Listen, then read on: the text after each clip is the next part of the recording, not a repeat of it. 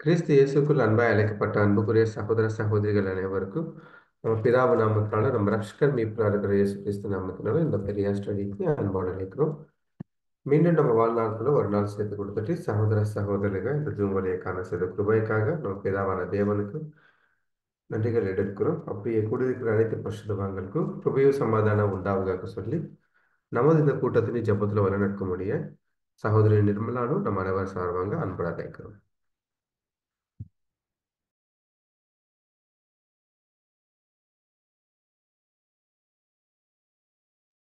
Nirmala sister brother ఇంకా ఎవరు లేదని చెప్పండి బ్రదర్. ఇక్కడ సౌండ్ గా ఉంది. ఓకే సరే. Mariya sister. Yes brother. Okay.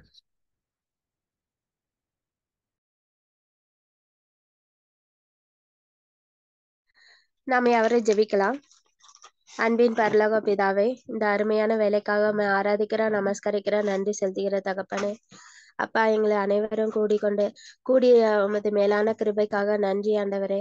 அப்பா, எங்களை ஒவ்வொருவரையும் நீங்க தான் பாதுகாத்து உமது ரத்த கோட்டைக்குள்ள வைத்து அரவணைத்து பாதுகாத்து வழி நடத்தும்படியாக உமை கெஞ்சி மன்றாடுகிற தகப்பனே.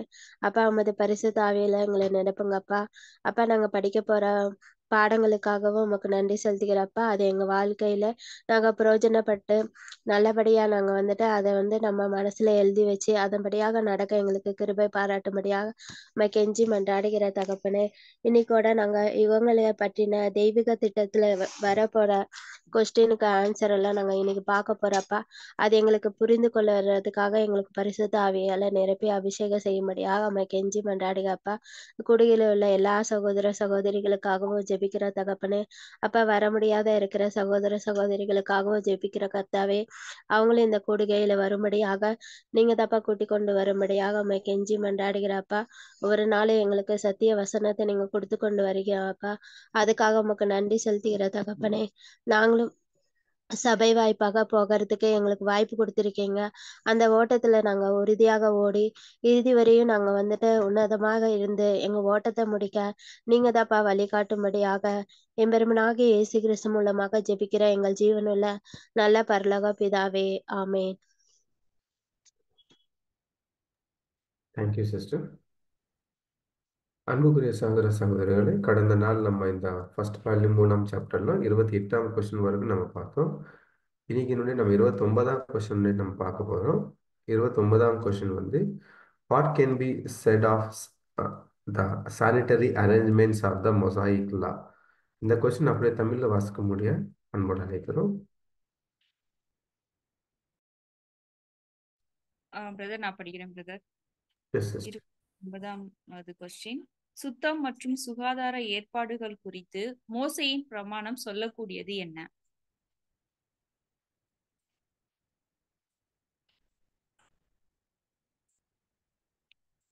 சுத்தம் மற்றும் சுகாதாரம் பற்றி பிரமாணங்களும் இப்புஸ்தகங்களில் சொல்லப்பட்டிருப்பது தற்கால நவீன மருத்துவ விஞ்ஞான கருத்து முடிவுகளுக்கு ஒத்ததாய் இருப்பதுடன் விழுந்து போன நீண்ட கால அடிமைத்தனத்திலுள்ள மக்களுக்கு மிகவும் அவசியமானதாய் இருக்கிறது.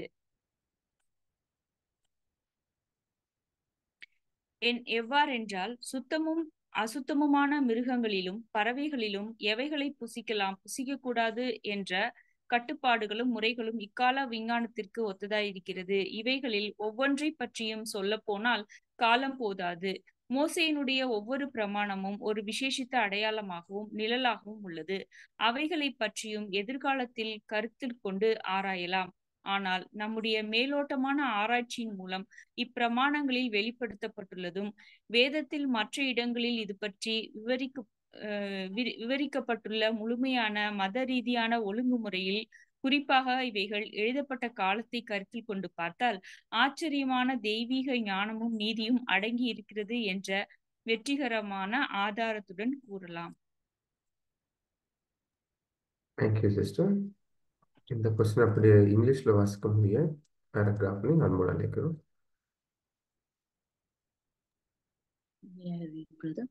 Yes, yes. Thank you.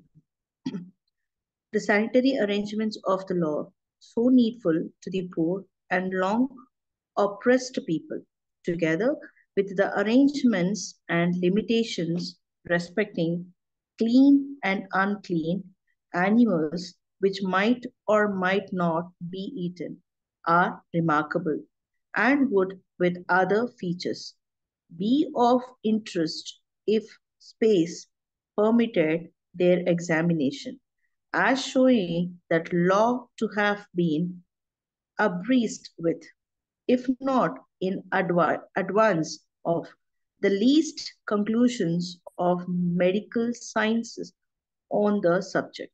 The law of Moses had also a typical character, which we must leave for future consideration. But even our hasty glance has furnished overwhelming evidence that this law, which constitutes the very framework of the entire system of the revealed religion, which the remainder of the Bible elaborates, is truly a marvelous display of wisdom and justice, especially when its date is taken into consideration. Oh. Thank you sister. அன்புக்குரிய சகோதர சகோதரிகளே, இந்த கொஸ்டினில் உங்களோட புரிதல் தெரிவிக்க முடிய அன்போடு அழைக்கிறோம். யார் முதல்ல சொல்ல வரீங்க?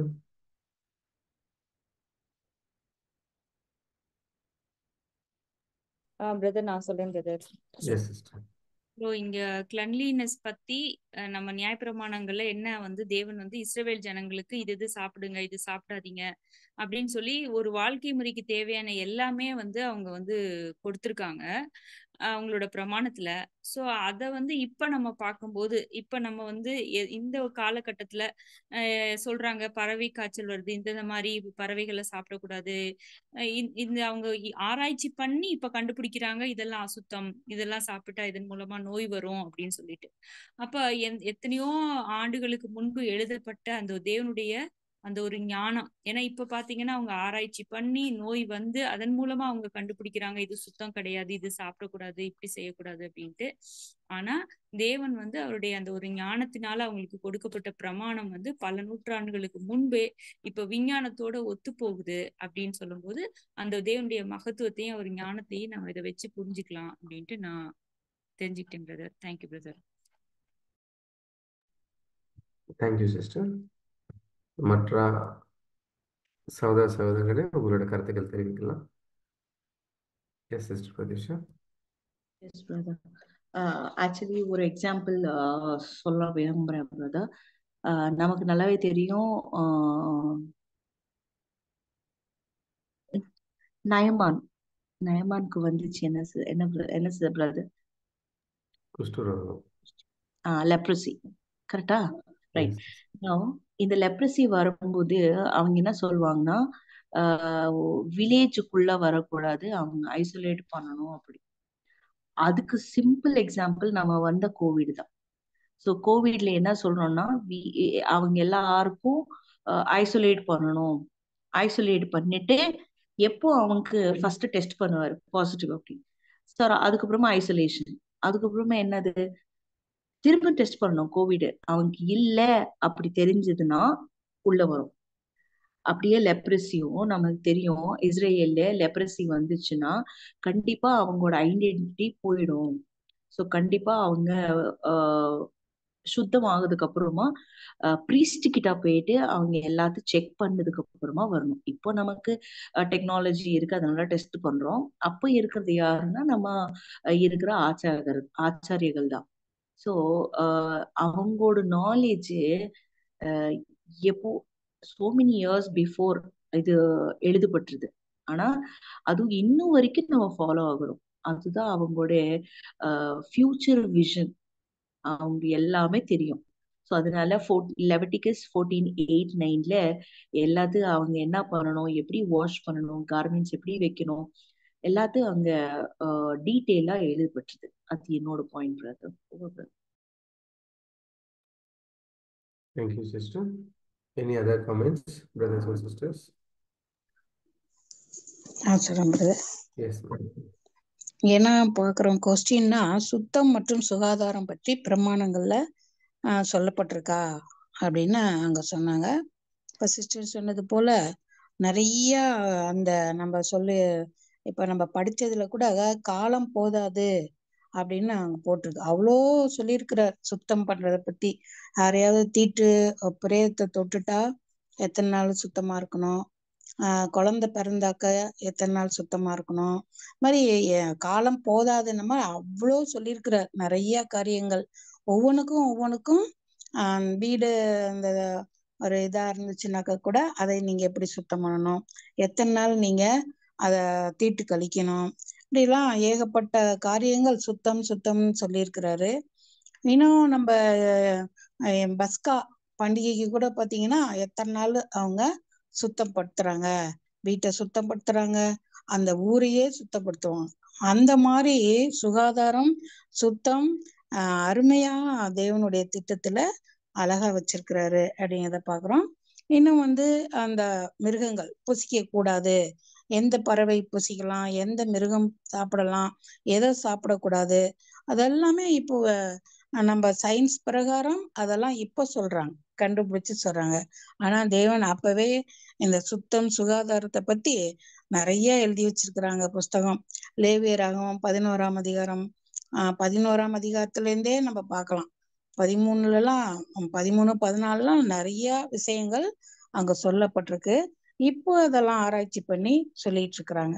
இதெல்லாம் எழுதப்பட்ட காலத்தை கருத்தில் பார்த்தா எவ்வளவு ஆச்சரியமா இருக்கு. ஒவ்வொன்றும் எவ்வளவு சுத்தம் பத்தி, எவ்வளவு குஷ்டரோகத்தை பத்தி சிஸ்டர் சொன்னாங்க. குஷ்டரோகம்லாம் தொடவே கூடாது அப்படிங்கிற மாதிரி அவங்க சுத்தப்படுத்தணும். அதுவும் அதை சுத்தப்படுத்திட்டா ஆசாரியர்கிட்ட காமிக்கணும். காமிச்சு 7 நாளைக்கு அது கூட அந்த குருவி, அந்த ஈசோப்பு தைலம் இதெல்லாம் கொண்டுட்டு அவங்கள சுத்தப்படுத்திட்டு தான் அவங்க வீட்டிலேயே சேர்த்துக்கணும். இப்படிலாம் நிறைய காரியங்கள் தேவனுடைய தெய்வீக அந்த ஞானம், அவருடைய நீதி, அது எவ்வளவு ஆச்சரியமா இருக்குது. அது எவ்வளவு வெற்றிகரமா இப்ப வரைக்கும் அதை கடைப்பிடிச்சிட்டு வராங்க. எல்லாருமே சுத்தமா இருங்க, கையை கழுவுங்க, முகத்தை கழுவுங்க, காலை கழுவுங்க அப்படின்னு இப்ப சொல்லிட்டு இருக்காங்க. அது அப்பவே கால் கழுவிட்டு தான் உள்ள வரணும் அப்படிங்கிற சட்டமெல்லாம் அங்க தேவன் கொடுத்திருந்தாங்க. எவ்வளவு பெரிய தேவனுடைய ஞானம் நீதி எவ்வளவுங்கிறத இதுல நம்ம புரிஞ்சுக்கிறோம். தேங்க்யூ. Thank you sister. வேற சகோதர சகோதரிகளை உங்களோட கருத்துக்கள் தெரிவிக்கலாம்.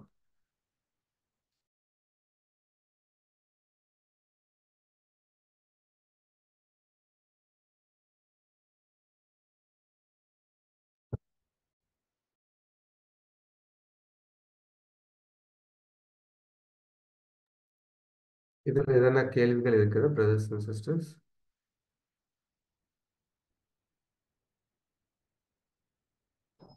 பிரதர் கிளியரா இருக்கு பிரதர். கொஸ்டின் எது இல்ல. அடுத்த கொஸ்டின் வேணா போலாம். ஓகே பிரதர் அருள்மொழி சொல்லுங்க பிரதர், சொல்ல வரீங்க? இல்ல கிளியர் தான் சார், பாயிண்ட்ஸ் எல்லாம் கவர் ஆயிடுச்சுங்க sir. Okay okay, thank you brother. So அன்புக்குரிய சகோதர சகோதரர்களே, இந்த கொஸ்டினில் எல்லாரும் சொன்ன மாதிரி தான். ஸோ இது நமக்கு தர்மசாஸ்திர மோசம் மூலமாக தேவன் கொடுத்த இந்த கட்டளைகள் அப்படின்னு நம்ம பார்க்குறோம். இது கிட்டத்தட்ட 6th செஞ்சுரி, கிறிஸ்துக்கு முன் 6th செஞ்சுரியில் இது கொடுக்கப்பட்ட எழுத்து மாதிரி நம்ம இது பார்க்கலாம். இது ஸோ அப்போவே தேவன் இது என்ன சாப்பிடணும் என்ன சாப்பிடக்கூடாது, ஸோ எப்படி நம்ம நீட்டாக இருக்கணும், அந்த பரிசுத்தமாக இருக்கணும் அப்படிப்பட்டது நம்ம இதில் ரொம்ப கிளியராக கொடுக்கப்பட்டது அப்படி பார்க்கலாம். இது மட்டும் இல்லாமல் மனிதன் வாழ்கிறதுக்கு பரிசுத்தமாகிறதுக்கு என்னென்னவா தேவைப்படுமோ அது எல்லாமே இதில் கொடுக்கப்படுறது மாதிரி நம்ம இதில் புரிஞ்சுக்கலாம், எல்லாரும் சொன்ன மாதிரி. அடுத்த கொஸ்டின் நம்ம பார்க்கலாமா? Yes brother. Yes, thank you sister. 30th question. What is the only reasonable conclusion respecting Moses' claim to have received these laws from God himself? இந்த கொஸ்டின் அப்படியே தமிழ்ல வாசிக்க முடியாது, அன்போடு நினைக்கிறோம். நான் படிக்கிறேன் பிரதர். Yes sister.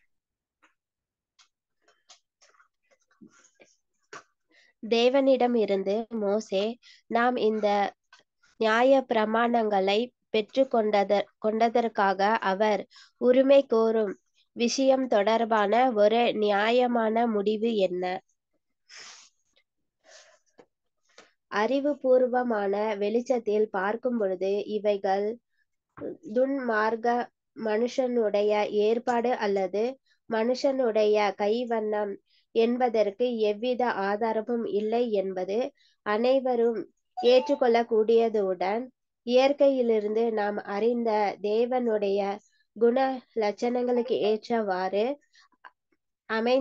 அமைந்ததாகவும் இருக்கிறது என்பது தெளிவாய் இருக்கிறது. இவைகள் தேவனுடைய ஞானத்திற்கும் நீதிக்கும் அன்புக்கும் சாட்சி பகர்கிறதாய் இருக்கிறது. மேலும் பக்தியும் நேர்மையுள்ள இச்சட்டத்தை தந்த மோசேயுடன் இச்சட்டங்கள் தன்னுடையதாய் இராமல் தேவனுடையது என்று சொல்லியிருக்கிறார். யாத்திராகமம் 24 அதிகாரம் 12, 26 30, உபாகமம் 9 அதிகாரம் 9-11, லேவியராகமம் 1:1. இவைகளுடைய பொதுவான குணநலங்களை பார்க்கும் பொழுது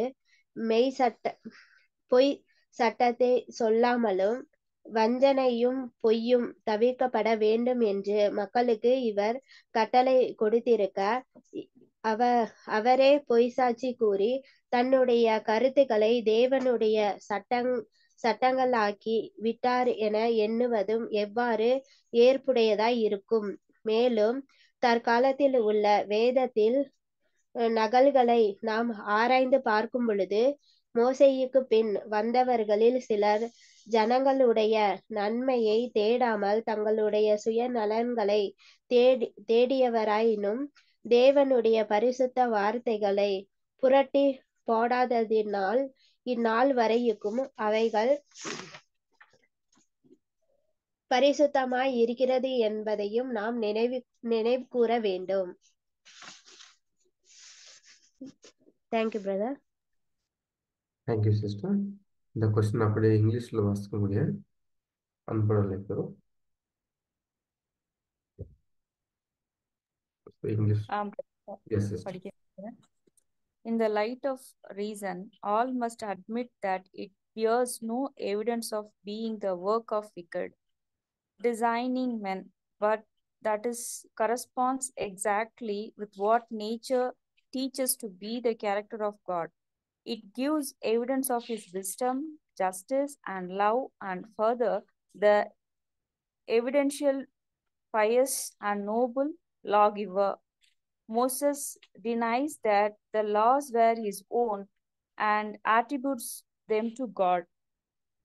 In view of his general character and his commands to the people not to bear false witness and to avoid hypocrisy and lying, it is reasonable to suppose that such a man bore false witness and formed of his own views and laws for those of God.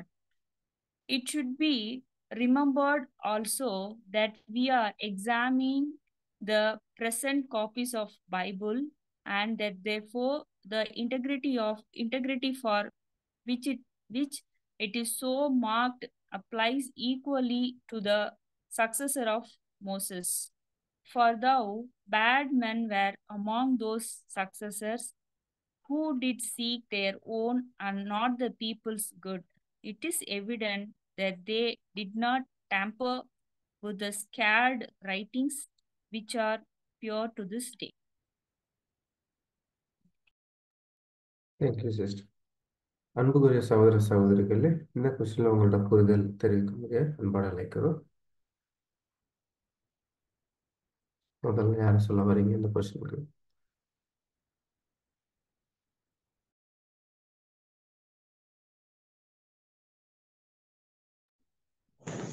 சொல்றேன் brother.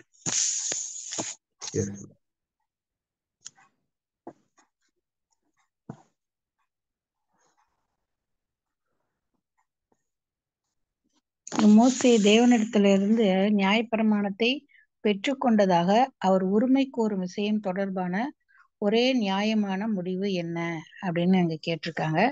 இது தேவன்கிட்ட தான் இந்த நியாயப்பிரமாணத்தை பெற்றுக்கொண்டேன் அப்படிங்கிறதுக்கு வேத வாக்கியமே நமக்கு என்ன சொல்லுதுன்னா வேத வாக்கியத்திலிருந்தே நம்ம பார்க்கலாம். யாத்திராகமம் 24 அதிகாரம் 12வது வசனத்துல சொல்றாரு, அப்பொழுது கர்த்தர் மோசேயை நோக்கி, நீ மலையின் மேல் என்னிடத்திற்கு ஏறி வந்து அங்கே இரு, நான் உனக்கு கற்பலகைகளையும் நீ அவர்களுக்கு உபதேசிப்பதற்கு நான் எழுதின நியாயப்பிரமாணத்தையும் கற்பனைகளையும் கொடுப்பேன் என்றார். அப்படின்னு அங்க தேவனே அங்க என்ன பண்றாருன்னா மோசைகிட்ட இந்த கற்பனையை கொடுக்கறாருங்கிறத புரிஞ்சுக்கிறோம். அதே போல உபாகமத்துல கூட பார்த்தோம்னா 9:11 கூட, கர்த்தர் உங்களோட பண்ணின உடன்படிக்கை பலகையாகிய கற்பலகைகளை பெற்றுக்கொள்ளும்படி நான் மலையில் ஏறின போது 40 நாள் இரவும் பகலும் மலையில் தங்கி அப்பம் புசியாமலும் தண்ணீர் குடியாமலும் இருந்தேன். அப்பொழுது தேவனுடைய விரலினால் எழுதியிருந்த 2 கற்பலகைகளை கர்த்தர் என்னிடத்தில் ஒப்பு கொடுத்தார்.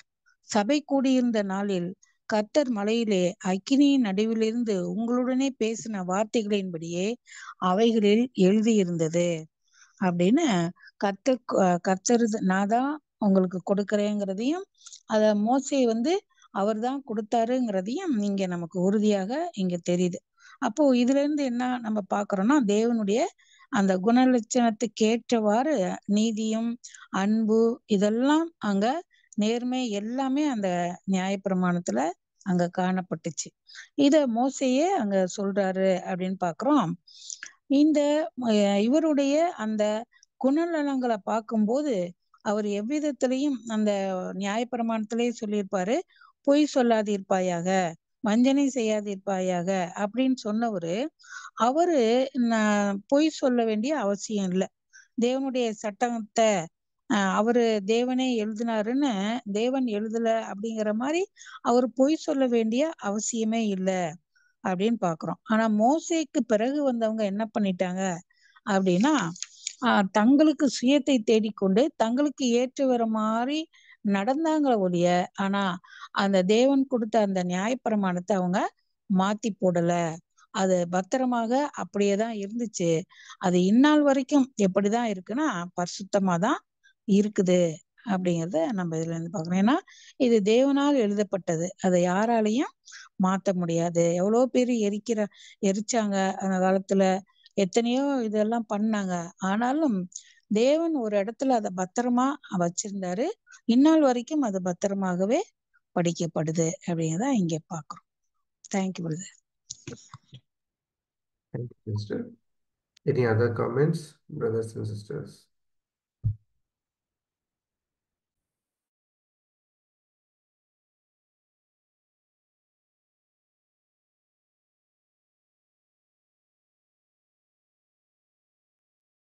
Next, யாரு சொல்ல வரீங்க?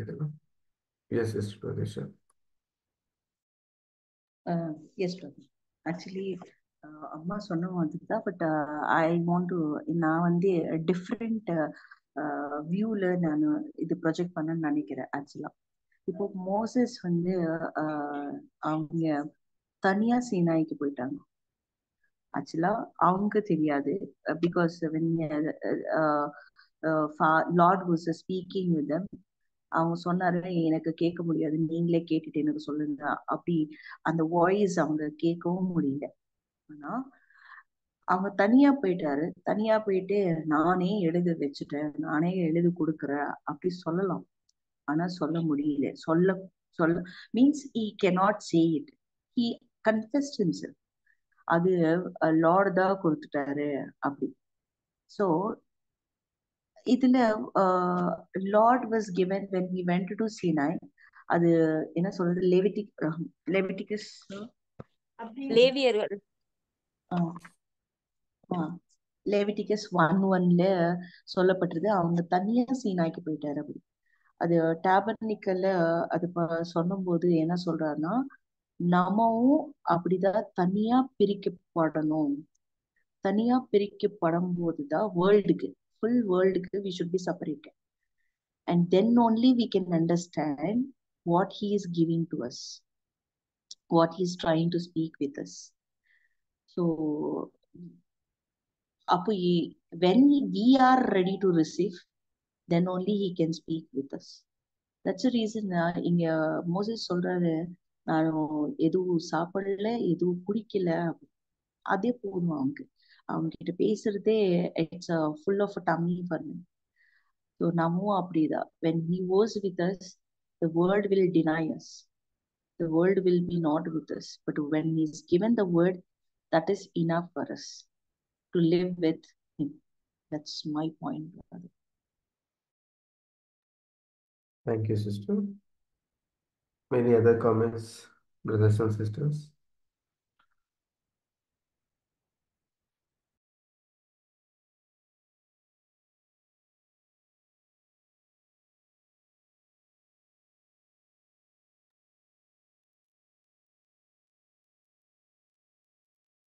Arunmani brother, Karthik brother, Maria sister, Nirma sister, Jacob brother.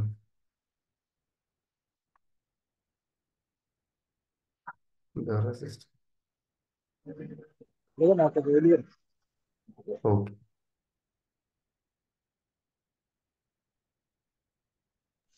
Brother இப்ப அம்மா சொன்ன மாதிரியே தான் பிரதர், அம்மா சொன்ன சிஸ்டர் சொன்னதெல்லாம் அவங்க வந்துட்டு அறிவுபூர்வமான வெளிச்சத்தை பார்க்கும் பொழுது வந்துட்டு அவங்க வந்துட்டு ஒரு என்ன நினைக்கிறாங்கன்னா ஒரு துர்மார்கனா எழுதப்பட்டிருக்குமோ அப்படின்லாம் கொடுத்துருக்காங்க. ஆனா வந்துட்டு அவங்க வேதாகமத்திலேயே அவங்க வந்து சாட்சி கொடுத்துருக்காங்க. ஏன்னா வந்துட்டு மோசே வந்துட்டு அவர் சீனாமலைக்கு போய் அவர் வந்து தேவனோட கைப்பட எழுதி கொடுத்ததுதான் அந்த வந்துட்டு கற்பனை பலகைன்னு சொல்லிட்டு நம்ம பாக்குறோம். அது வந்துட்டு ஒண்ணுமே மனுஷரா எழுதப்படல, அது தேவனா எழுதப்பட்டு அவருக்கு மோசேக்கு வந்து கொடுக்கப்பட்டது. ஆனா வந்துட்டு அது மோசே மூலமாவும் எது எழுதப்படல, தேவனா நேரடியா வந்துட்டு எழுதி கொடுத்ததுனால அது எப்படி இருக்குன்னா வந்துட்டு நம்ம அதை பார்க்கும் பொழுது அது பரிசுத்தமாகவும் அது எப்படி வந்து நியாய நீதியாகவும் தான் அங்க வந்துட்டு கொடுக்கப்பட்டிருக்குது அப்படின்னு சொல்லிட்டு சுருக்கமா பாக்குறோம் பிரதர். Thank you sister. இதுல ஒரு கேள்வி கேட்கலாம் அப்படின்னு நினைக்கிறேன் சிஸ்டர். என்னன்னா இப்போ நீங்க சொன்ன மாதிரி கரெக்டு தான், ஆனா அப்படி எழுதுனது மோசே தான். புரியுதா என்னோட கேள்வி சிஸ்டர்? Yes brother. ஸோ அப்போ அது உண்மை அப்படி நம்ம எப்படி புரிஞ்சுக்கலாம்?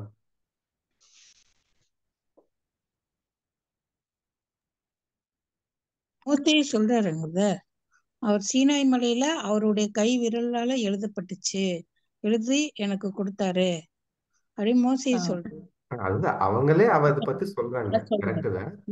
வேற எதுனா நமக்கு ஆப்ஷன் இதுலதான் இன்னொரு வார்த்தை என்ன சொல்றாருன்னா, பொய் அந்த நியாயப்பிரமாணத்துல அவர் சொல்றாரு இல்லையா, பொய் பேசக்கூடாது, அந்த பொய் சாட்சி சொல்லக்கூடாதுன்னு சொல்றவரு அவரே பொய் சொல்லுவாரா, தேவனுடைய சட்டத்தை மீறுவாரா அப்படின்னு நமக்கு அவங்க சொல்றாங்க. ஓகே பிரதர் எல்லாமே விசுவாசம் தான் பிரதர், நம்ம வந்துட்டு அது விசுவாசிக்கிறோம். ஓகே சிஸ்டர் சொல்ல வரீங்க? Yes brother. எதுனாலன்னா லாஸ்ட் லைன் இருக்கு பாருங்க, which are pure to this day. இது வரைக்கும் அது பியூரா இருக்கு. எது இருந்தாலும் juice now they are continuing, they are doing it. அப்போ ஜீசஸ் வந்து அது என்ன மோசஸ் என்ன எழுதிட்டாங்களோ அது மீறதுக்காக நான் வரல, அது செஞ்சுறதுக்காக நான் வந்துட்டேன். ஆனா 10 கட்டடல வந்து 2 கட்டட ஆகுது தவிர அது எல்லாம் அதுலயே இருக்கு அப்படி சொல்லிட்டாரு தவிர he was not denied, he was not said it. So what if he is given, it will be in the pure form that cannot be changed. ஒரு நம்ம படிக்கிறோம் பைபிள்ல இருக்கிற வசனம் எல்லாத்தையும் ஒரு half circle also we cannot change. ஒரு point, ஒரு காமா எதுவுமே நம்ம சேஞ்ச் பண்ண முடியாது. அது ஒண்ணு. செகண்ட் வந்து எதுவுமே அவங்க ஓனா எழுத முடியாது. எதுனாலனா அவங்களோட பரிசுத்த ஆவி இருந்தாலும் தான் they can write. That is only the Aavesham. It's one of the things saying that strength was given by him. So அவங்க தான் எழுத்து வச்சிட்டாரு. ஆனா மோசே மட்டும்தான் எழுதிட்டாரு. ஆனா power or strength was given by him only, so that it is a pure, we are seeing with our eyes. That's my point, brother. அந்த 10 கட்டளை வந்து மோசே கையில எழுதினார்னு போட்டிருக்கா இல்ல தேவன் தன் விரலால எழுதினார்னு போட்டிருக்கா? தேவன் தான் பிரதர், தேவன் கைவிரலால் எழுதினாரு. அது ரெண்டாவது தடவை. தேவன் ம். ஆஹ் முதல் தடவை வந்து ஃபர்ஸ்ட் வந்து மோசே மனுஷனால எழுதுனது. எழுதுனது அது உடைச்சிச்சு.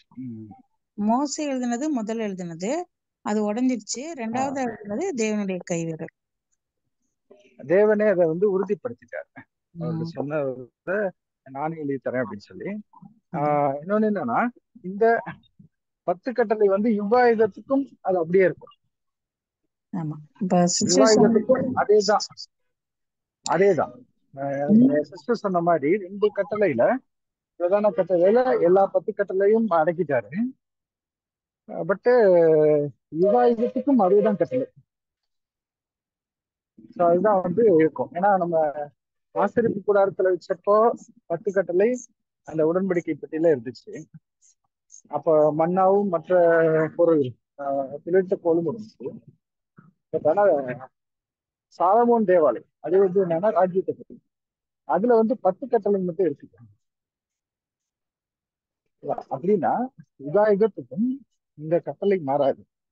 அப்ப நாளைக்கு விருச்சலத்துல எல்லாரும் வந்தாங்கன்னா அவங்களுக்கும் இதே கட்டளை தான் பொருந்தும். அது வந்து ஒரு பாயிண்ட் சொல்லுங்க. Thank you brother. ஸோ இந்நாள் வரைக்கும் அது வந்து பரிசுத்தமா இருக்குதுன்னு சொல்லிட்டாரு. எஸ்மா, ஏன்னா அது பொய்னா அது கண்டிப்பா இப்படி இந்நாள் வரைக்கும் அது பரிசுத்தமா இருக்க முடியாது அப்படின்னு நான் பார்க்கலாம். ஸோ எல்லாரும் கரெக்டாக சொல்லியிருக்கீங்க. ஆனால் இந்த பேராகிராஃப்ல இன்னொரு அருமையான ஒரு சாட்சி கொடுக்கப்பட்டது. அதுதான் என்னன்னா, அது எல்லாமே அந்த தர்மசாஸ்திரம்ல நமக்கு கொடுக்கப்பட்ட அந்த தேவனோட குணலட்சணங்கள் எது அதில் ரெக்கார்ட் பண்ணப்பட்டதோ அது எல்லாமே நம்ம எங்கே பார்க்க முடியுது அப்படின்னா, நம்ம நேச்சரே நமக்கு அதில் நம்ம புரிஞ்சுக்க முடியுது. ஆமா, உண்மையான கிரியேட்டர் இருக்கிறாங்க, இப்பேற்பட்ட ஒரு குணலட்சணங்கள் இருக்கிறவங்க இருக்கிறாங்க அப்படி. ஸோ என்னன்னா மோஸ்ட்லி அதில் என்ன ரெக்கார்ட் பண்ணிருக்கிறாங்களோ இதுதான் நமக்கு அந்த குணலட்சணங்கள் வெளிப்படுது அப்படி. இங்க ஒரு பாயிண்ட் நமக்கு இந்த ஃபர்ஸ்ட் செகண்ட் லைன்லவே நம்ம அது பார்க்கலாம் இங்கிலீஷ்ல பார்த்தா. அதே போல இந்த 10 கட்டளை உடைக்கப்பட்டது. 10 கட்டளை உடைக்கப்பட்டது வந்து அது ஒரு மேசியாவுடைய ஒரு மரணத்தை கூட அடையாளமா இருக்கு. திரும்ப வந்து அவர் எழுதுறத யாரும் இது பண்ண முடியாது அப்படிங்கிற ஒரு பாயிண்ட் கூட சொன்னது சேர்க்கலாம். அது அவங்களுக்காக உடைக்கப்பட்டது, அவங்க நிமித்தமாக. S, thank you. ஸோ இந்த கொஸ்டின்ல வேற எதனா அடிஷ்னல் பாயிண்ட்ஸ் இருந்தா தெரிவிக்கலாம். இன்னொரு பாயிண்ட் எஸ் பிரதர். அதாவது தேவன் வந்து 40 ஆசிரியர் வந்து ஆசிரியர்களை பயன்படுத்தி தேவன் வந்து வேதாந்தம் எழுதியிருக்கிறாங்க. இப்ப 40 ஆசிரியருமே வந்து வெவ்வேறு காலகட்ட பகுதியில இருந்து எழுதினவங்க. அப்படி எழுதியிருந்தாலும் அது வந்து எங்கேயுமே கேப் விடாம ஒரே சீரா வந்திருக்கிறத நம்ம பாக்குறோம். அப்ப அது சீரா வர்றதுக்கு காரணம் பாத்தீங்கன்னா வந்து அது தேவன் வந்து அவங்களோட பசுத்த ஆவியை கொடுத்து எழுதி வச்சிருக்கிறாங்க. அப்போ அங்க இடையில இருந்து அவங்க எழுதினவங்க வந்து ஒரு கருவியா பயன்படுத்தி தேவன் எழுதியிருக்காங்க நம்ம பாக்குறோங்க. அதனால அது மாறாத கூட இருக்கு நம்ம பாக்குறது. நல்லா இருக்கு. Thank you sir. Thank you. Okay, so இந்த கொஸ்டின் எல்லாருக்கும் புரிஞ்சிச்சுன்னா அப்புறம் நம்ம அடுத்த கொஸ்டின் பார்க்கலாமா? ஓகே. Okay, thank you. ஸோ 31வது question. Were the prophets of the Bible from the priestly class? What was the burden of their messages? And what does the term prophet signify? So இந்த question அப்படி தமிழில் வாசிக்க முடியாது, அன்போடு அழைக்கிறோம். யார் வாசிக்க வரீங்க? Yes sister. பிரதர் படிக்கிறேன் பிரதர். வேத தீர்க்கதரிசிகள் அனைவரும் ஆசாரிய வகுப்பாரிலிருந்து வந்தவர்களா? அவர்களது செய்திகளின் பாரம் என்ன? மேலும் தீர்க்கதரிசி என்ற வார்த்தையை குறிப்பது என்ன? சத்திய வேத தீர்க்கதரிசிகள். இப்பொழுது சத்திய வேத தீர்க்கதரிசிகளின் குணநலன்களை பற்றியும் அவர்களுடைய சாட்சிகளை பற்றியும் சிந்திப்போம். ஆச்சரியமான ஒரு விசேஷம் என்னவெனில், சிலரை தவிர பொதுவாக தீர்க்கதரிசிகள் அனைவரும் ஆசாரிய கோத்திரத்தை சேர்ந்தவர்கள் அல்ல. அவர்கள் தங்கள் காலத்தில் உரைத்த தீர்க்க தரிசனங்களானது விக்கிரக ஆராதனை செய்து வந்த ஜனங்களை சுட்டி காண்பிக்கிறதாயும், காலத்திற்கு ஏற்றவாறு நடந்து வந்த சீர்கேட்டை ஆசாரியரின் விரும்பத்தகாத செயல்களை கண்டிக்கிறதாயும் இருந்ததால் அவர்களுக்கு அவைகள் அருவருப்பாய் இருந்தது. இத்தீர்க்கதரிசிகளை கொண்டு தேவன் ஜனங்களுக்கு அளித்த செய்திகளானது அவருடைய பாவங்களை கண்டித்து அதனால் வரப்போகிற தண்டனைகளை முன்னறிவித்து அவர்கள் மனம் திரும்பினால் அவர்களுக்கு அளிக்கப் போகிற ஆசீர்வாதங்களையும் அவ்வப்போது அறிவித்து வந்தார். அவர்களுடைய நெக்ஸ்ட் பேஜ்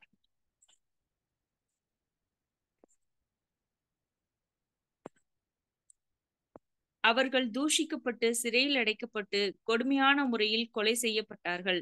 இன்னும் சில சந்தர்ப்பங்களில் அவர்களுடைய மரணத்திற்கு வெகு காலத்திற்கு பின்பே அவர்கள் உண்மையான தேவனுடைய தீர்க்கதரிசிகளாய் இருந்தார்கள் என்பது ஜனங்களுக்கு வெளியாயிற்று. ஆனால் தீர்க்க தரிசன எழுத்தாளர்கள் எழுதினவைகளை எல்லாம் யெகோவா தேவனுடைய வழிநடத்துதலின்படியே எழுதினார்கள் என்பது உண்மையாயிற்று. இது சம்பந்தமாக நாம் புரிந்து கொள்ள வேண்டியது என்னவெனில், நியாயப்பிரமாணமானது மோசையின் மூலமே ஜனங்களுக்கு தரப்பட்டதே அன்றி இதில் ஆசாரியருடைய எந்த ஒரு தலையீடும் இருந்ததில்லை. மேலும் நியாயப்பிரமாணத்தை மீறுகிற பாவியை பார்க்கிற எந்த மனுஷனும் அவனை கடிந்து கொள்வது அவனுடைய கடமையாய் இருந்தது. அந்த வகையில் அனைவருக்கும் உபதேசிப்பதற்கும் கடிந்து கொள்வதற்கும் அதிகாரம் நெக்ஸ்ட் பேஜ் வழங்கப்பட்டிருந்தது. ஆனாலும் நம்முடைய நாட்களைப் போல அநேகர் உலக கவலைகளில் இழுக்கப்பட்டு மத சம்பந்தமான விஷயங்களில் விருப்பம் இல்லாதவர்களாய் இருந்தார்கள். ஆனால் ஒரு சிலரே பாவங்களை கடிந்து கொண்டு ஜனங்களை தேவ பக்திக்குள் வழி நடத்தினார்கள். இவர்களே பழைய ஏற்பாட்டிலும் புதிய ஏற்பாட்டிலும் தீர்க்கதரிசிகள் என அழைக்கப்பட்டனர்.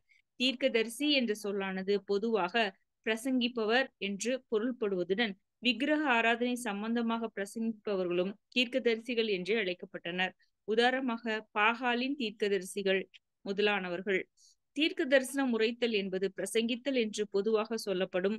பிற்காலங்களில் தீர்க்க தரிசனம் சொல்வதற்கு ஒரு குறிப்பிட்ட வகுப்பினர் ஏற்பட்டு அவர்கள் தேவனுடைய கட்டளைகளை பிரசங்கிப்பதை விட்டுவிட்டு பழைய பாரம்பரியங்களை பிரசங்கிப்பதால் சத்தியத்திற்கு எதிராக கள்ளப்போதகர்களாகவும் கள்ள தீர்க்கதரிசிகளாகவும் மாறினார்கள். பரிசேயர் இப்படிப்பட்ட next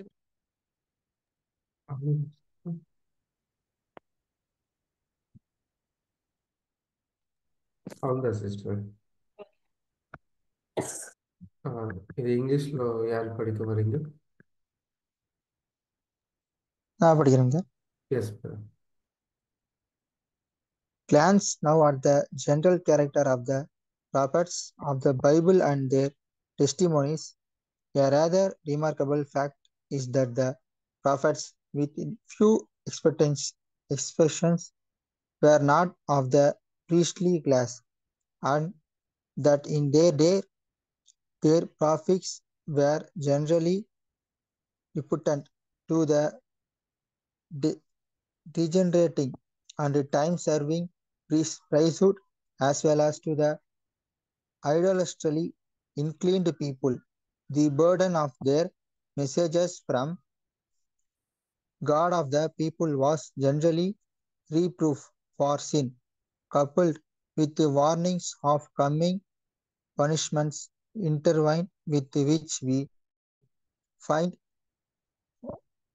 occasional promise of future blessings after they should be cleansed from sin and should return to favor with the Lord. Their experience, for the most part, were far from enviable. They were generally revealed, many of them being imprisoned and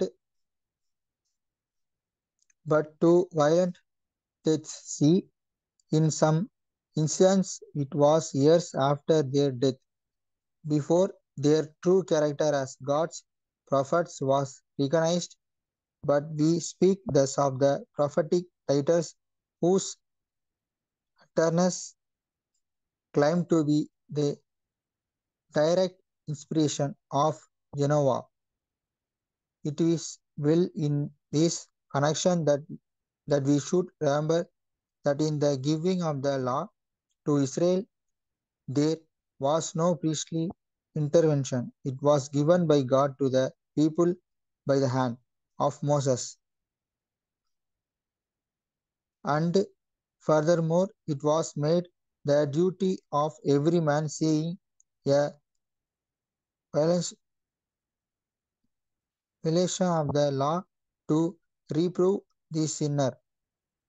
Thus all had the authority to teach and reprove, but since, as in our own day, the majority were absorbed in the cares of business and become indifferent and irreligious, the few comparatively fulfilled this requirement by reproving sin and exhorting to godliness.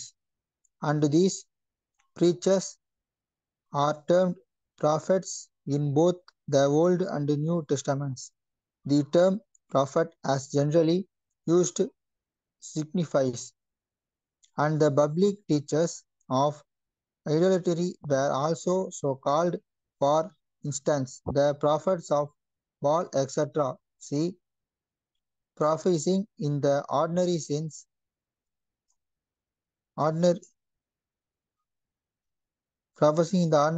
of teaching afterward become popular with a certain class and degenerated into practicing teachings instead of God's commandments, the traditions of the ancients, thereby opposing the truth and becoming false prophets or false teachers. Thank you, brother. அன்புக்குரிய சகோதர சகோதரிகளே, இந்த கொஸ்டின்ல உங்களோட புரிதல் தெரிவிக்க முடியாது அன்போடு அழைக்கிறோம்.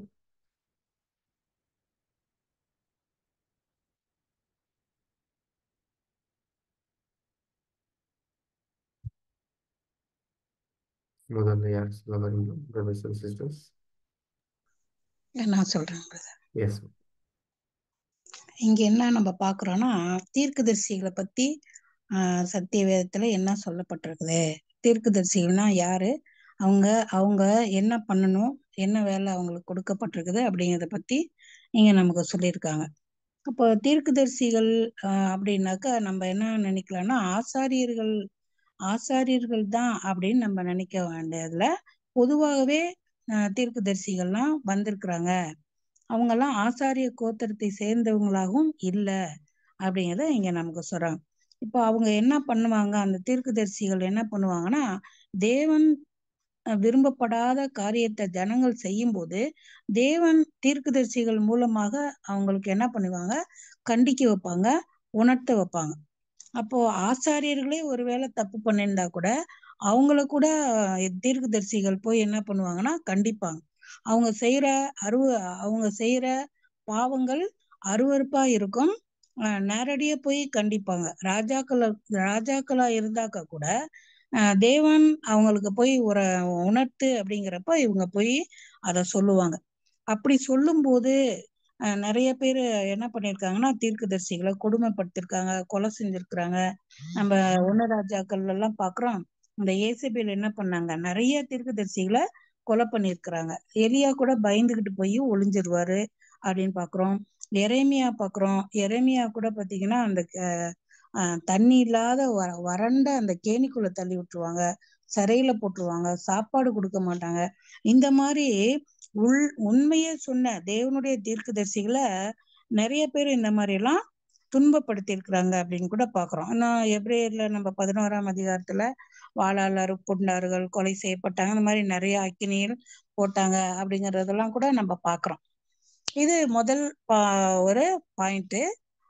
யாரா இருந்தாலும் தீர்க்கதரிசிகள் என்ன பண்ணுவாங்கன்னா, கண்டிக்க கூடியவங்களாக, தேவன் அவங்கள போய் கண்டிக்க கூடியவர்களாக, உணர்த்தப்படக்கூடியவர்களாக காணப்பட்டாங்க அப்படின்னு பாக்குறோம்.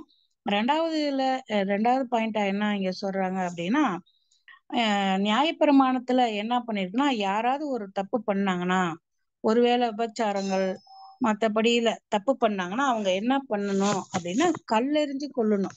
அத யாரு வேணாலும் செய்யலாம், எந்த மனிதனா இருந்தாலும். இப்போ ஒரு ஸ்திரீ தப்பு பண்ணிட்டாங்கன்னா என்ன பண்ணாங்க, எல்லாரும் கூடி கல்லெறிஞ்சுவாங்க. பாவம் பண்ணா கல்லெறிஞ்சு கொல்லுவாங்க. இந்த மாதிரி எல்லாத்துக்கும் அந்த கடமையை கொடுத்திருந்தாரு. ஆனா நாளடைவில் என்ன ஆயிடுச்சு அப்படின்னு பாத்தீங்கன்னா, நிறைய பேர் இதுல விருப்பம் இல்லாம யாரோ ஏதோ செஞ்சுட்டு போறாங்க அப்படின்ற ஒரு தேவ பக்தி இல்லாம நடந்தாங்க. ஆனா தேவ பக்தி உள்ள தீர்க்கதரிசிகள் பாத்தீங்கன்னா பழைய ஏற்பாட்டிலும் புதிய ஏற்பாட்டிலுமே அவங்க கடிந்து கொண்டவங்களாக தான் இருந்தாங்க. யார் பாவம் செஞ்சாலும் அவங்கள கடிந்து கொண்டாங்க. நிறைய பாக்குறோம், யெரொபெயாம் பாக்குறோம், நிறைய பேர் யாராரு ராஜாக்களோ எல்லாருமே அவரு கடிந்து கொண்டாங்கன்னு பாக்குறோம். அடுத்தது 3வது பாயிண்டா என்ன பாக்குறோம்னா, தீர்க்கதரிசி அப்படின்னா என்னன்னா பிரசங்கிக்கிறவங்க அப்படின்னு நாங்க சொல்றோம். அப்போ இதுல பிரசங்கிக்கிறவங்க பொய்யான தீர்க்கதரிசியும் இருக்கிறாங்க, உண்மையான தீர்க்கதரிசியும் கூட இருக்கிறாங்க. பாகால் தீர்க்கதரிசின்னு நம்ம பாக்குறோம். அதே சமயம் எலியா அவரு கூட ஒரு தீர்க்கதரிசியா தான் இருக்காரு. இந்த வசனத்துல எல்லாம் நிறைய கொடுக்கப்பட்டிருக்கு. இப்படியாக பிற்காலத்துல இது என்ன ஆச்சுன்னா, தீர்க்கதரிசிகள்னா வேத உபதேசத்தை பிரசங்கிக்கிறது, அந்த உண்மையானதை பிரசங்கிக்காம பழைய பாரம்பரியத்தை பிரசங்கித்துக்கிறது, கள்ள போதகர்களா இருக்கிறது, நாளைக்கு என்ன நடக்க போகுதுங்கிற கள்ள தீர்க்கதரிசிகளாக நாளடைவுல காணப்பட்டுட்டாங்க அப்படிங்கிறத நமக்கு இங்க சொல்ற. அப்போ தீர்க்கதரிசிகளா இருந்த அநேகரில் சிலரை வெவ்வேறு காலங்களில் யெகோவா தேவன் தெரிந்து கொண்டாரு. இப்போ ஒவ்வொரு காலகட்டத்துக்கும் தீர்க்கதரிசிகளாக நடக்க போறத சொல்றதுக்கும் நடந்ததை சொல்றதுக்கும் எச்சரிக்கிறதுக்கும் பரிசுத்த ஆவியினால ஏவப்பட்ட தீர்க்கதரிசிகளையும் கூட தேவன் தேர்ந்தெடுத்தாங்க அப்படிங்கிறத பாக்குறோம். அவங்களுடைய நேர்மை, அவங்களுடைய பண்பு எல்லாமே நம்ம அடுத்த பாடத்துல நம்ம அவங்கள பத்தி கூட பார்க்கலாம். எனக்கு இதாங்கிறது தெரிஞ்சது. Thank you. Thank you, sister. Were any other comments, brothers and sisters?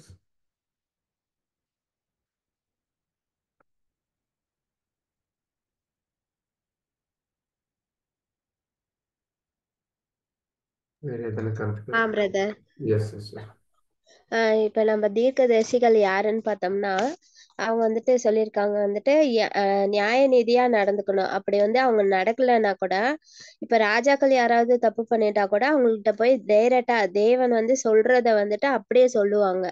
அவங்கதான் தீர்க்கதரிசிகள் பாக்குறோம். இப்ப தேவன் ஏதாவது ஒண்ணு அவங்க தப்பு பண்ணிட்டாங்கன்னா அவங்க போய் டைரக்டா சொல்றதுக்கு கூட அவங்களுக்கு வந்து எல்லா உரிமையும் அதிகாரம் இருந்ததா பாக்குறோம்.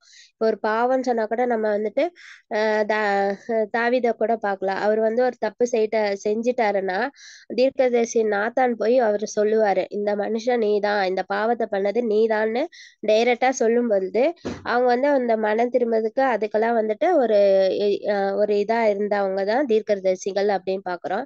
இப்ப ஆசாரியர்கள் யாருன்னா இப்ப வந்து இப்ப அவங்க ஏதாவது ஒரு பாவம் பண்ணிட்டாங்கன்னா அந்த நிவாரணம் செய்யறதுக்கு அந்த பாவத்துக்கான ஒரு பலியை செலுத்துறவங்க தான் இந்த ஆசாரியர்கள் அப்படின்னு சொல்லிட்டு 2 விதமான இது இங்க கோட் பண்றதா என்னோட இதா இருக்கு பிரதர். அப்ப வந்து அந்த தீர்க்கதரிசிகள் குணங்களை எல்லாம் பார்க்கும் பொழுது அவங்க வந்துட்டு தேவனோட பிரதிநிதியா போயிட்டு எல்லா விஷயங்களையும் சொல்லக்கூடியவங்களா இருக்கிறதா இந்த பேராகிராஃப்ல கொடுத்திருக்காங்க brother. Thank you brother. Thank you, sister. Were any other comments? Brother, இதுல ஃபர்ஸ்ட் கேட்கப்பட்ட கேள்வி என்னன்னா, தீர்க்கதரிசிகள் எல்லாரும் ஆசாரியர்களா அப்படின்னு ஒரு கேள்வியில ஆரம்பிச்சது. அப்ப பாத்தீங்கன்னா ஒரு சிலரை தவிர மத்தவங்க எல்லாருமே ஆசாரியர்கள் அல்ல, இந்த தீர்க்கதரிசிகள் அப்படின்னு சொல்லிட்டு ஆன்சர் கொடுத்திருக்காங்க. அதே போல தீர்க்கதரிசி அப்படின்னா ஒரு பிரசங்கிக்கிறவர், ஒரு விஷயத்த வந்து சொல்றவங்க அப்படின்னு தான் அர்த்தம். இப்ப யார்கிட்ட இருந்து சொல்றாங்க அப்படின்னா, தேவனிடத்துல இருந்து செய்தியை கொண்டு வந்து தவறு செய்கிற இப்போ உலகத்துல பாத்தீங்கன்னா அவங்க உலகத்தோட அவங்க கலந்து விக்கிரக ஆராதனை செஞ்சுட்டு இருக்கும் போது அவங்கள கண்டிக்கலாம், இல்ல தேவனுடைய வேலைகளை செய்கிற ஆசாரியர்களையே போய் கண்டிக்கலாம். சோ எந்த ஒரு காரியமா இருக்கட்டும் தேவனுடைய ஒரு வாய்க்கருவியா இருந்து மவுத் பீஸா இருந்து அவங்க ஜனங்களிடத்துல தேவனிடத்துல அந்த ஜனங்களை வழி நடத்தும்படி இருக்கிறவங்க தான் தீர்க்கதரிசிகள் அப்படின்றது சுருக்கமா நான் புரிஞ்சுட்டு இருந்தது. Thank you. Yes, sister. Thank you. So, were any other comments? இதெல்லாம் புரிஞ்சிச்சுன்னா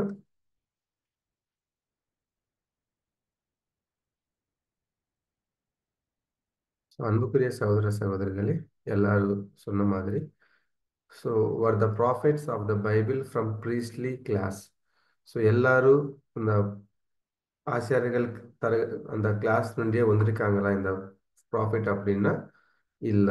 சில பேர் தவிர மற்ற எல்லாரும் நார்மலா தீர்க்கதரிசிகள தேவன் ஆவி மூலமா எழுதப்பட்ட வந்திருக்காங்க அப்படின்னு நம்ம பார்க்கலாம். அடுத்தது வந்து what was the burden of their messages. சொன்ன மாதிரி ஆல்ரெடி அந்த இஸ்ரேல் ஜனங்கள் எல்லாரும் ஒருவேளை தேவனுக்கு சொல்றதுக்கு கீழ்ப்படியாம அவங்க பாவம் செஞ்சுட்டுனா, ஸோ அந்த சுச்சுவேஷன்ல சில பேர் தேவன் அவங்களோட ஆவினால் எழுப்பி ஸோ அந்த ஜனங்கள் வந்து மனம் திருப்பி அந்த பாவத்தை நொண்டி பரிசுத்தமாக்கி திருப்பி தேவனுக்கு கீழ்ப்படியற மாதிரி நடக்க வைக்கிறதுக்கு தான் அந்த வார்னிங்ஸ் கொடுத்துட்டு சரி பண்ற மெசேஜஸ் அவங்க தேவன் மூலமா என்ன சொல்லணுமோ அது கன்வே பண்றதுக்கு தான் அவங்க இருக்கிறது நம்ம பார்க்கலாம். அதில் ஆல்ரெடி சகோதரிகள் நிறைய எக்ஸாம்பிள்ஸ் சொல்லியிருக்காங்க. And what does the term prophet signifies. So தீர்க்கதர்சி அப்படின்னா அது பப்ளிக் ஸ்பீக்கர், பப்ளிக்ல தேவன் வந்து டெஸ்டிஃபை பண்றது மாதிரி நம்ம இதில் பார்க்கலாம். ஸோ வேற எதனா கருத்துக்கள் இருந்தால் நீங்க தெரிவிக்கலாம். இல்லைன்னா நம்ம இரவு கீதங்கள் படிச்சு இந்த மீட்டிங் நம்ம இரவு செய்யலாம்.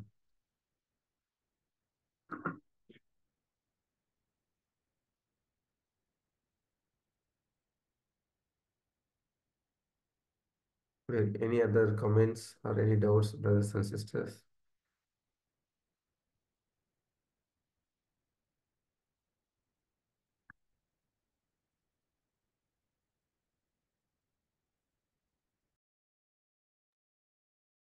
இரவினை கீதங்கள் படிக்கலாமா?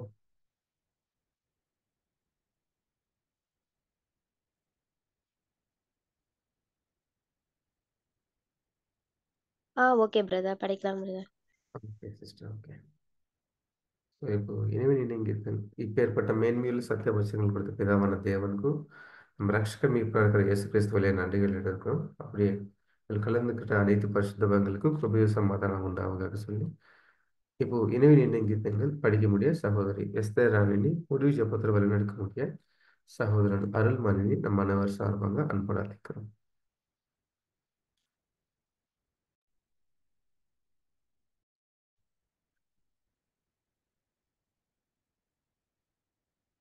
Esther sister.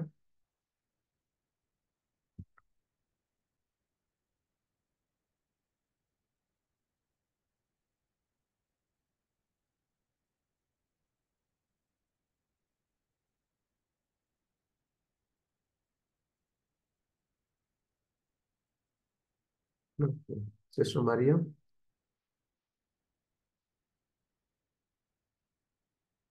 Yes brother.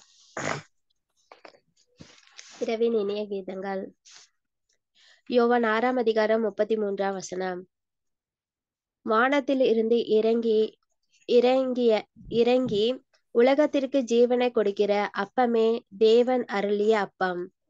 அநேக ஜனங்கள் வானத்துக்கு உரிய காரியங்களில் குறைவாகவும் பூமிக்குரிய காரியங்களில் அதிகமாகவும் திருப்தி அடைகிறார்கள்.